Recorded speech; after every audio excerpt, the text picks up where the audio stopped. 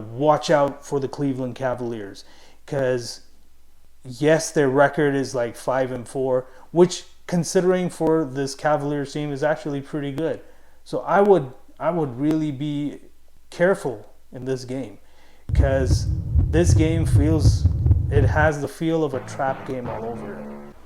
Oh, that hurt. That hurts, son. Oh. How you gonna do us like that, guys? How? Hello, everyone. Kamusta? And welcome to the 15th episode of Raptors in 1. So, guys, tonight's game. Ooh, that stung. That hurt. That hurt. It was a heartbreaker of a loss, guys. You know, it was close. It was close. We lost by 1 point. The final score was 102-101. Cleveland getting 102. The Raptors getting 101. Guys, this is the worst way to lose a game. And I'm going to get into that when I talk about this game. So without any further ado, let's get it. So where do I begin? Let's see. I got to say, we started the game great. And the way the first half went, it seemed like we were on our way to play a full 48-minute game. I thought we were going to have a complete game. Yeah, and then, third quarter happened, and then the fourth quarter happened. Yeah. The first, I'm going to talk about the first half here, guys. By the way, we had Scotty Barnes coming back into the lineup, and I gotta say, not bad for somebody who missed 2 games because of a jammed right thumb or jammed thumb. I think it was the right thumb. Considering how he missed some of this, he missed 2 games. It seemed like he didn't skip a beat. I'm gonna be raving quite a bit about Scotty Barnes' play, but then. What happened? What happened? Let's talk about that. Again, I'm absolutely amazed by this kid's IQ. For a rookie to have a sense of the game the way he does, it's at a level, especially the players of the past did not reach that level that he's at least in their 3rd, if not 4th years in their careers. And I'm not talking about everybody. There were a few players who, they were transcendental.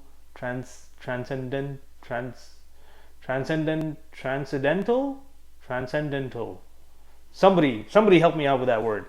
Anyway, there were some players who just kind of excelled, right? And but I think we got a good player in Barnes. Amazing pick. And you know what? If we win a championship with this guy on our roster, this draft with him in it is going to go down in history. Having said that, he went up against another pick, the third pick in the first round, Mr. Evan Mobley. I gotta say, guys, I was actually hoping we would get Evan Mobley. Yes, it was a very slim chance that we would get him. And surely enough, Cleveland, they picked him up. It's all good. You know what? We got Scotty Barnes. Having said that, I don't know. Would I pick Scotty Barnes over Evan Mobley? That's a good question for you guys to comment on. Let me know what you guys think. Would you guys, if you had the chance, would you pick Evan Mobley or would you pick Scotty Barnes, seeing how both of these rookies have been playing so far for their respective clubs? Who would you pick? Coming back to Scotty Barnes, guys, man, he played well. He played well in the first half. I couldn't see much of the second half because, baby daddy duty calls. Got to put that baby down, so it's all good. But I got to still watch quite a bit, a little bit of third quarter and the fourth quarter. At the end of the day, those quarters, that portion, it mattered because that's when I started to watch. Anyway. So I watched the first half of the game and he was playing amazing. Like, he was all over the floor, He had a jump shot and then he had a sky hook over some tall defenders, I think over Evan Mobley too. And then he blocked this nasty nasty block he had on Ricky Rubio's layup attempt. Like, it was crazy. I was like, yeah, man, this guy, he's back. And it sure seemed like it was going to be a win. There was, of course, this one tough guy play, where him and Jared Allen, they were fighting for the rebound, and I guess both of them didn't want to give it up. However, he had the ball and he just kind of ripped. But when he ripped the ball off of Jared Allen, he kind of did one of those like judo hip tosses too. Like, I was just like, whoa, that's some MMA stuff, But that's just that's not just the power of Barnes, but it's also his passion and his willingness to get that ball. Like I had mentioned in my previous episodes, the way this guy goes after the ball, it's like as if he wants the ball more than anybody else in the whole building. Forget just on the court, the whole building. I feel like, if he was fighting for the boards against the whole arena, he would get the board and he would probably judo hip toss the whole arena on the ground. But that's just how amazing this guy's basketball sense is, and the way he fights for every possession, the way his passion for the game, you can see it in his play. Of course, we're going to be talking about his stats, geeky stats. That's what's up. So in 38 minutes of action, 14 points, 4 assists, 9 boards. So you almost had a double-double, coming back from a thumb injury, not bad. And believe me, jam thumbs, it may seem like, it's just a jam thumb. Oh, he only missed like 2 games, no big deal. Trust me, I had a jam thumb when I used to play basketball, and they're not fun. He missed 2 games. I missed a week and a half, if not 2 weeks of playing time. And that's because, again, when I had the jam thumb, now mind you, it was in a street ball kind of situation, and it was winter, so obviously it hurts even more because you're playing outdoors. And I didn't have my gloves on. Now you guys are thinking, this guy's making all excuses, but it's not. It's not. It sucks. It hurts. Point being, imagine somebody who's strong at an NBA level coming down at you and you get a jam thumb. Yeah, it hurts. It sucks. But hey, that's just testament to Barnes' toughness, right? He had 2 blocks and 1 turnover. 1 turnover in 38 minutes. That's great. That's amazing. He's taking care of the ball. He values every possession, and it shows. Good job, Scotty Barnes. Too bad. Not on a winning effort, though. And of course, one of the key shots he missed was towards the end, the tip-in. Then again, wasn't his fault. And I got to talk about that last play. I know that's how Nick Nurse had designed it, where OG was supposed to take that last shot. If anything, you know what? That was what was going in my mind too. In that final timeout in the huddle, I'm thinking, you know what? Seeing how OG's been playing, he's got to take that last shot. I feel like maybe the other players did not set up enough spacing, maybe even good enough screen to get OG a little more help. And now at the same time, when OG took that final shot, I feel like if he assessed that there were 2 defenders on him. I get it, 4.8 seconds, not enough time.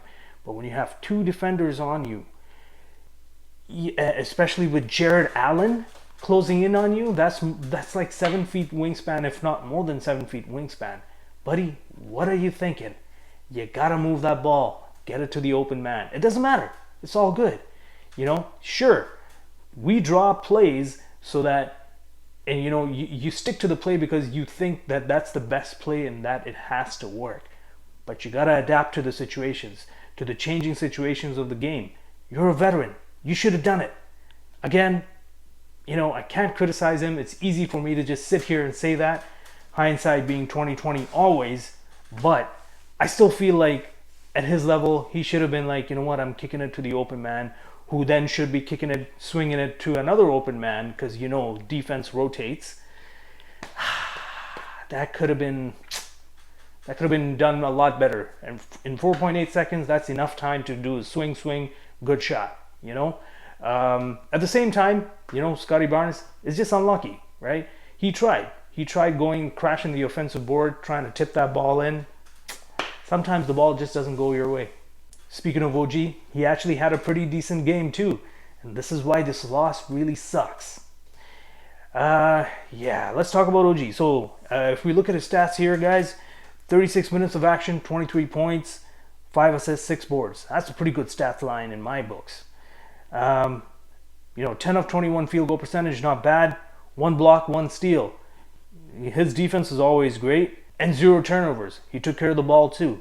Setting a good example for everybody else on the floor, right? You gotta value possessions. You gotta take care of the rock. Usually it translates into a win. This is why this game was just such a weird win for the Cleveland Cavaliers. And the reason why is because the Raptors led the whole time right until the fourth quarter. Right until the fourth quarter.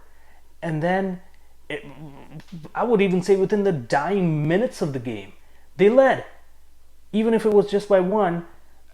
And it's just, Raptors even had like a double-digit lead. And I think, like, if I'm not mistaken, they led the game at one point by like 15 points. I can't quite remember, man, my mind is just, I still can't grasp this loss, guys. It's just, that's how much it stings, because we had the lead. But that's why, Raptors, you got to learn how to play with the lead. And you know what? These lessons, it's good to learn it now. It's still early in the season. It's all good. We still got, again, the season is a marathon, not a sprint. We still got a lot of games in. Take this as a learning experience, move forward. But you got to learn how to play with the lead, because, again, in today's NBA, 15-point lead means nothing. That can be erased in a minute. Oh, okay, I exaggerate. 2 minutes. And the way it's a game of runs. And that 3-point shot, everybody's hitting the 3-point shots. Even centers are now starting to hit the 3-point shots. So yeah, leads are not safe anymore. You just got to learn how to play with the lead and hold on to it. Full 48 minutes, guys. Full 48. Freddie had a pretty decent game too. 18 points, 6 assists, 6 boards. That's all I'm going to talk about for his stats. Gary Trent Jr., man, he is starting to be like an amazing trade from last season. Like, we traded Norman Powell for Gary Trent Jr. and I was kind of like, no disrespect to Norman Powell, but I feel like Gary Trent is like a little bit of a, very little, I would say, very little bit of a step up, just because of his consistency. Now, mind you, Norman Powell, he's still an amazing player, and I think he was amazing for our team for all those years. But it seems like Gary Trent, he is basically filling in the void, if not even a little better void than what Norman Powell left, especially at that wing position. He's easily a good 3-and-D player, comparable to Norm, maybe even better, just because of consistency, right? So in 37 minutes of action, he's got 17 points, 1 assist, 2 boards, 50% field goal percentage, 2 blocks, and this is my favorite stat right here. And again, guys, his defense, his hard-nosed defense, ball pressure. He is a thief who's stolen 6 times. His 3-point field goal percentage, 3 of 4, 75%, baby. That is amazing. Sri Mihailuk, it seems like he had an off game tonight. Yeah. You know what? You're allowed to have a few. You're coming off the bench, you're not going to be consistent, especially since you started the last 2. It's all good. It's all good. Now, I'm a little surprised by how many minutes Delano Banton played this game. I thought Delano was going to get a little more playing time this time around, and I think he should have, in my opinion. But hey, I ain't the coach, so and it seemed like we were playing well without him, so I don't blame the coaching staff. 9 minutes, he's got 11 points, 1 assist, 2 boards on 5 of 7 field goal percentage. Look at that. He was very productive. That's why I'm surprised. I don't know why. Beats me. Guys, player of the game, it had to be from Cleveland Cavaliers, and I think it was what's his name, Garland. Anyway, Garland was who stood out for me. If we look at his stats, D. Garland. Darius. Now I remember the name. All right, so Darius Garland. In 36 minutes of action, he had 21 points, 8 assists, and 1 board at 8 of 12 field goal percentage. Ugh, I thought our defense was good, man. Jared Allen had a pretty good game too. And again, he was big. He's a big man in the paint. Of course, he's going to get 15 boards. 15 boards, 16 points, 5 of 6 field goal percentage. Yeah. 1 block, 2 steals. I honestly thought, the way we had played the first half, I was like, it doesn't matter if we're outmatched, outsized in the paint. It doesn't matter because we're still out rebounding them, and we're still scoring in the paint. It was all good. It's such a weird game. Didn't expect a loss. So if we look at the overall game, guys, again, it's such a weird game to lose. Did I say that already? I think I must have mentioned that 5 or 6 times in this video. We out-rebounded them. We made them turn the ball over more. They had 18 turnovers. We had 10. I don't know. And we even, this time around, when I always have complaints of how the Raptors do not shoot the 3 ball well enough, well, this time around, it seems like they shot the 3 ball better. What's going on? This is the stat that really, and this stat, I'm going to say this again. Free throws. Free throws. Get that free throw percentage up. Just because I raved about how good you guys scored 90+% in the last game, and now you dipped to what, 55.6%? Oh, 5 of 9? Come on. And we fouled them quite a bit, it seems. Jeez. They scored 16 of 19 free throws. 84.2%. Oh, not good. Not good. You even score 6 out of 9. It's a tie game. You're going in overtime. If you even score 7 or 8 out of 9, you're winning the game. You're winning the game. Free throws. God. We had more steals. We had more blocks. We defended, most of these stats that I'm looking at, we outplayed them. And it showed. Yes, the full 4 quarters, right up until the dying minutes of the 4th quarter, we had the lead. We even had double-digit leads in going into the 3rd quarter, and for portions of the 3rd quarter. Just got to learn how to play with the lead. That's okay. It's still early. I'm not gonna beat myself over this. It's all good. This is gonna be a good learning experience for the guys. And you know what? Next game should be a win. I feel like the obvious elephant in the room, our weakness, it had to be at the center position. And this is not a knock at Kem Birch. He does what the coach asks him to do. He's exactly the coach's center. Again, he plays to his strengths. He doesn't try to reinvent the wheel. He does he sets hard screens, good screens, rolls to the basket, crashes the boards, plays physical in the paint. That's what he's supposed to do. The 2 players that really need to step up, and I feel like there's a video coming on this. Precious. You gotta be Precious, man. You gotta get back to being Precious. I haven't spoken about you in a while. I hope you're watching this. It's time that you start, stepping up. You gotta step it up. Chris Boucher as well. Chris, come on, wake up, guys, wake up.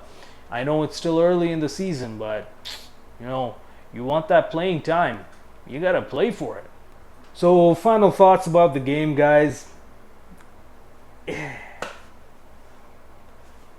That's it. So our next game, it's gonna be a tough one. We're gonna be playing Brooklyn Nets on Sunday, and this is gonna be an early game, 3:30 p.m. Eastern Standard Time. So yeah, here's the thing. I know Brooklyn does not have Kyrie Irving, but right now they are ahead of us in the standings. And you know what? Kevin Durant, he's always dangerous. James Harden, he's always dangerous. So yeah, we of course they even got Blake Griffin, they got LaMarcus Aldridge. Yeah, we got our work cut out for us, guys.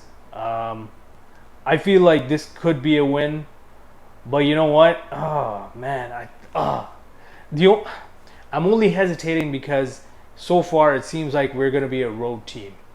You know, we are winning more games on the road than at home, and I get it.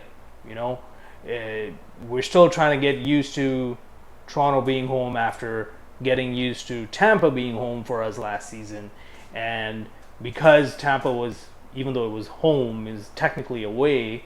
Um, yeah, we've become a road team now, which is not bad. Which is not bad, but gotta take care of business at home. Uh, it's all we're gonna get there. So that's it for me, guys. You know, if you like the content, you know the drill. Comment, give it a thumbs up. Let me know what you guys think. Who's gonna win tomorrow's, Sunday's game, and anything else you want to talk about, Raptors, or anything else in the league. You know, hit a comment. Let me know what's up, and of course, hit the subscribe button. So that's it. Have a good night. Palem. I'm out.